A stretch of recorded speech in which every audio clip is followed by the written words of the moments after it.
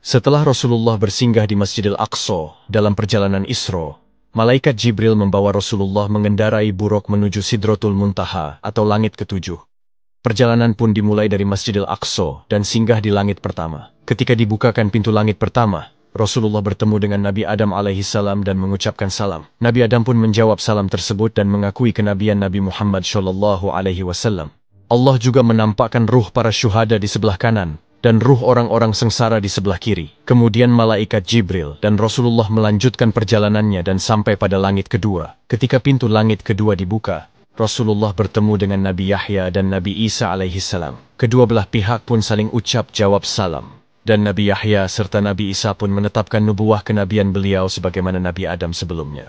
Perjalanan pun dilanjutkan hingga sampai pada langit ketiga. Ketika pintu langit ketiga dibuka, Rasulullah bertemu dengan seseorang yang tampan bagaikan rembulan di malam purnama di antara bintang-bintang. Rasulullah kemudian bertanya kepada malaikat Jibril tentang orang tampan tersebut. Kemudian malaikat Jibril menjelaskan bahwa dia adalah Nabi Yusuf alaihissalam.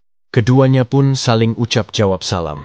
Dan Nabi Yusuf alaihissalam mendoakan kebaikan serta menetapkan nubuwah kenabian beliau sebagaimana nabi-nabi sebelumnya. Kemudian malaikat Jibril dan Rasulullah melanjutkan perjalanannya hingga sampai ke langit keempat. Ketika pintu langit keempat dibuka, Rasulullah bertemu dengan Nabi Idris alaihissalam.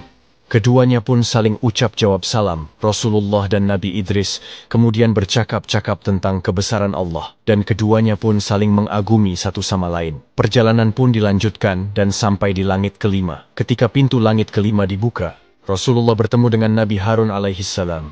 Keduanya pun saling ucap jawab salam. Dan Nabi Harun juga menetapkan nubuwah kenabian Rasulullah Shallallahu Alaihi Wasallam. Perjalanan Mi'raj pun dilanjutkan dan sampai di langit keenam. Ketika pintu langit keenam dibuka, Rasulullah bertemu dengan Nabi Musa alaihissalam.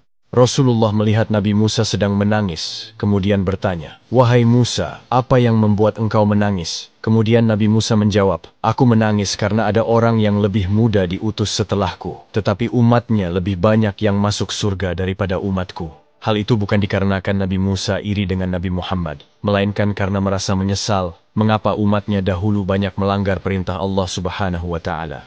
Lalu kemudian perjalanan Mi'raj pun dilanjutkan menuju langit ketujuh. Ketika pintu langit ketujuh dibuka, Rasulullah bertemu dengan Nabi Ibrahim alaihissalam. Malaikat Jibril kemudian berkata, "Wahai Muhammad, ini adalah ayahmu.